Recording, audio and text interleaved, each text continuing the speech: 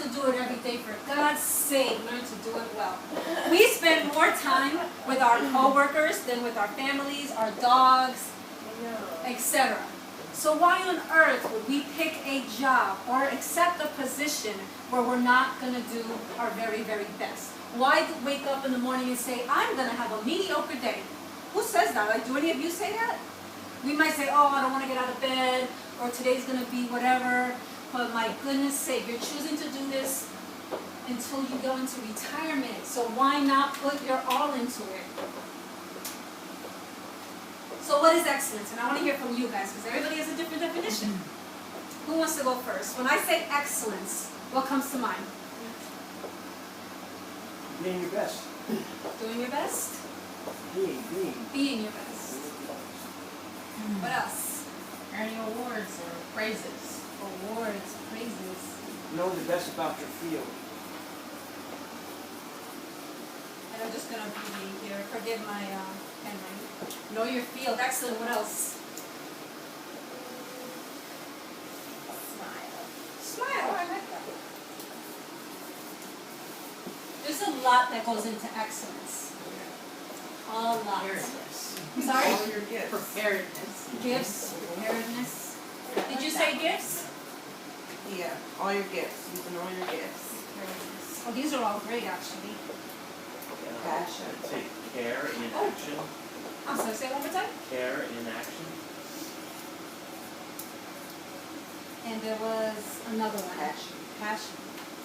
Well, so you guys know all about excellence. Self-awareness. Oh, Self-awareness. I just moved the table. So we're keeping in mind this is different from perfectionism. So there's many ways to look at it. I look at it as when everything about you represents your best work. So we're going to go into what is excellence, how do you present yourself in an excellent manner, your work, how you relate to others in the professional field, etc., etc. So this is what I developed. It's called the Wheel of Excellence, and it's broken up into different parts: presentation, attitude, behavior, and affiliation. We're going to go into each and every one of those, and I do have handouts, but I want everybody to focus and not look ahead. So I'll give those out of the hand. Let's look at the first one. No one said Michelle Obama. I'm a little surprised. When you look at Michelle Obama, when you think Michelle Obama, what words come to your mind? What's the first thing? Boys. Boy, oh, ooh. Jinx. Class. Class, poise, what else? Compassion. Compassion. Elegance. Elegance. Oh, the toilet paper, oh, I like that. All right. Would you say she's excellent? Yes. She demonstrates excellence. She has to be. Extremely intelligent. All of those things. Now, we have to first look at our physical appearance. And what I'm going to do today is I'm not going to sugarcoat anything. I present in a little bit of a different fashion than maybe some other trainers do, in that I give everything, I give you the truth on everything. I don't sugarcoat it. I'm going to be extremely blunt. And a lot of things I'm going to present is how some or most directors or managers really feel but maybe don't tell you, or they keep it up here. So this will be my gift for you. Not me. No, not her. So I can tell you that physical appearance means a lot of things. Am I saying that people need to wear a suit to work every day? No. Let me make that very clear. What I'm trying to say is you have to look at your position and ask yourself, what message am I trying to send? Not only to my clients, but to my boss and for myself. Am I dressing in a way that's neat and clean and appropriate? That's the magic word. I can't tell you for people that work in my program, we work with sex offenders, so that's a whole different ballgame. We have to make sure that everyone is appropriately dressed. However, I will argue that it's important everywhere. I can't tell you how many people have come to me in an interview with their sweats on, with their undergarments showing, and I'm going to be very blunt with you. It creates an impression for me. A lot of times I know who I'm going to hire within first 30 seconds by what they're wearing and how they're wearing it. So again, I'm going to be very blunt with you. I recommend that everyone, before you leave in the morning, take a good look in the mirror. Stand there and look at yourself and say, from head to toe, the way that I look, what message am I sending to the world? Because we are all a walking billboard. We are a brand. The brand of Kristen, the brand of Leda, the brand of It's not just advertisements that you see with the billboards, you should buy us. People are trying to buy into you. And always remember that. Take pride in your appearance. Comb your hair. You would think that I wouldn't have to say these things, but you'd be surprised how many people say, all right, cool, I can get ready in the morning in 10 minutes, all I gotta do is blah, blah, blah, blah, blah. What kind of message do you think it sends when someone's hair looks messy? What would a manager think? This person is what? Lazy? Sloppy? Unstable. Overworked. So many things can come into your mind, right? Whether they're accurate or not, it's an impression. And so many of us get very comfortable. Oh, it'll be fine. I'm familiar with my coworkers. I'm good with my boss. You must never get comfortable. Oral communication. All right. I know that there's a different culture in every office, every program, and every organization. However, it is my belief that this is something that's universal. Be careful about how you speak. People judge you first by how you look, and then by how you speak. So if you're talking in a language that maybe you would use with your homies, with your brother, maybe with your child, again, it's creating an impression. This is your brand. So if Michelle Obama came to do a speech and she started saying slang and using incorrect grammar, what would you think of her? Would she still be held in disregard? Would you think a little would you think a little differently about her? You'd be taken aback a little bit, right? Give you more credit, actually, it would have the opposite effect. I'd like to see her loosen up a little, but The majority of people will say that everything about her is consistent with that professionalism, right? And I'm sure she has moments where she's like, oh man, or, you know, she might even cuss. But overall, when she's in the public eye, everything about her is consistent. And that's what I want from you guys, is to always have that be consistent. Now, some people have a hard time with this, and I'm not trying to beat up on the ladies. Most often, a little bit more than the gentlemen, ladies, we tend to talk too much. We don't like to shut up. We have this feeling that we're going to answer a question. Well, I think we should do this because da-da-da-da-da, and you think about this, and I don't know if any of you have partners, husbands, or whatever, they're like, all right, just get to the point. In the business world, we need to be clear, concise, and direct. If your supervisor asks you a question, what's the update on da-da-da? What had happened was, no, I can tell you from my own experience as a director, I don't care about all that stuff. Because now I'm falling asleep, and I'm getting frustrated because I'm waiting for the answer. The answer comes first, and then supporting material. Clear, concise, and direct. People in the business world do not have time for the excuses, the extra information, none of that. So even if you need to think before you speak, please do. Feel free to ask any questions as I go through this. Clear, concise, and direct gives the impression that you are prepared, professional, and intelligent. So think before you speak. What do you think comes next? You got the oral. What am I missing? Written. Oh boy.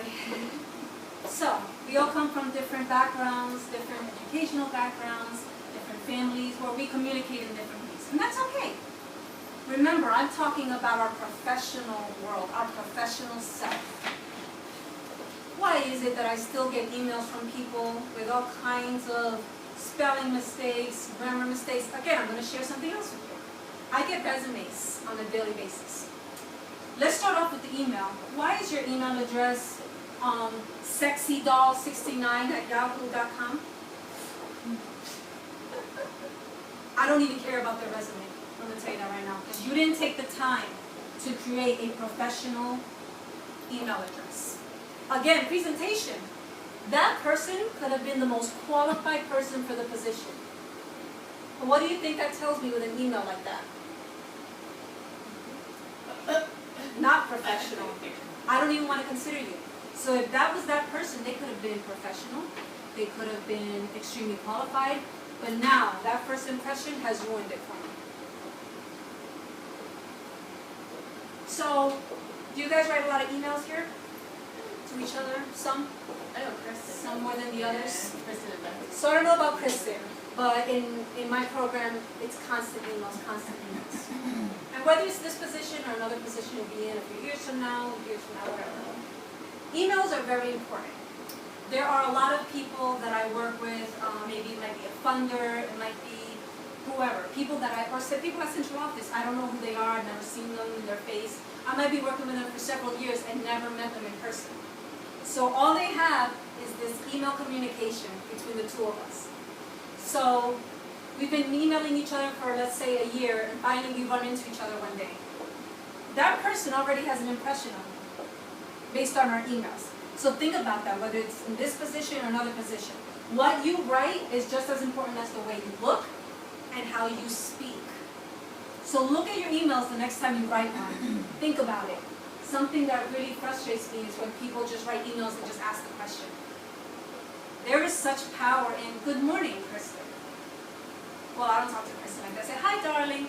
But in a business relationship, good morning, Kristen. Good afternoon, Kristen. Hello, Kristen.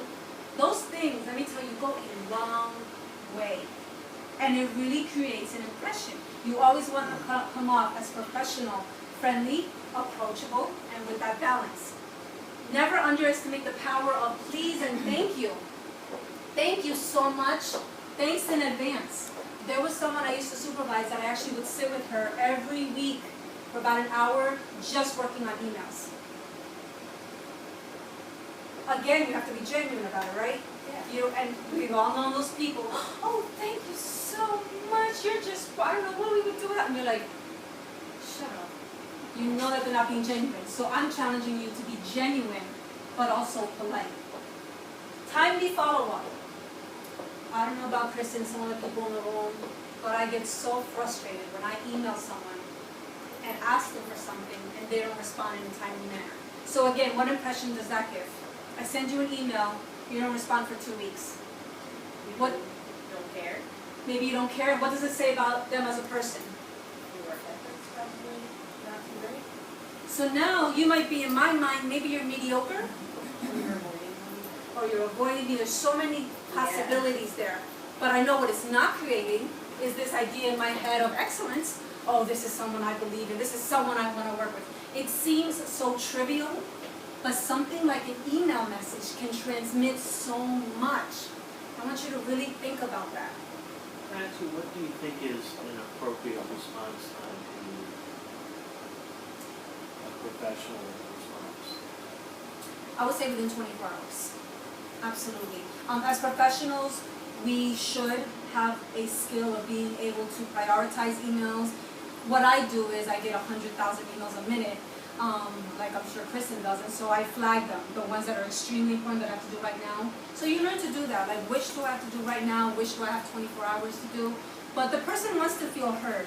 So I would definitely say within 24 hours. If not, what I'll do sometimes is I'll say to them, thank you so much, I'm working on it and I'll get back to you. Absolutely excellent. It makes them feel heard and it makes them feel like you're important. Conversely, if you send something out and people aren't answering you, don't you feel like ignored? It doesn't feel good to you, especially if you need something from them. So why would you do it to someone else? Yeah. And if you're getting that many emails that you can't fulfill it, then maybe there is a need for some assistance in that. Some way. delegation? Yeah, some delegation, because you should be able to handle your workload. Absolutely. Again, that word balance. So think about that when you're writing emails next time. It's not as simple as you think, like, oh, okay. Also, documentation. Unfortunately, I've experienced having to terminate employees before. And in every instance, my documentation was what prevented that person from being able to come back. Unfortunately, it wasn't a good fit. But I always tell my house manager, it's not what you do, it's what you can prove. In the professional world. But don't you remember I told you yesterday while I was passing in the hall with my donut? To a supervisor, to a hub manager, they don't care. What can you show me? Show me the emails, show me the text messages. In a sense, professionals are also lawyers. And I've always found that when you work on Wall Street, it's very clear to see that it's a business, right? You go in with your suit and your thing. But for some reason in the social service field, some people tend to see it as not really a business, but I'm here to tell you that it is. And it's unfortunate that some people have really lost that. It's not a daycare center. We are in a business because we are in the business of making money, right? We're making some kind of profit. So yes, it's mushy and it's touchy-feely. We're helping people and it feels so nice, but it's a business. So when I'm telling my staff about auditors, I tell them the truth. I say, listen, all this beautiful, nice, mushy work you guys are doing every day, that's beautiful. The auditors don't care. They're looking at your documentation and this is all they see. So again, whether it's your notes, your emails, this whole document is representing you to a person that has never met you before. And doesn't care. Doesn't care about the extra hours you put in with Mrs. So-and-so or how nice you were, how you listened to her problems. They don't care. But where it goes the documentation.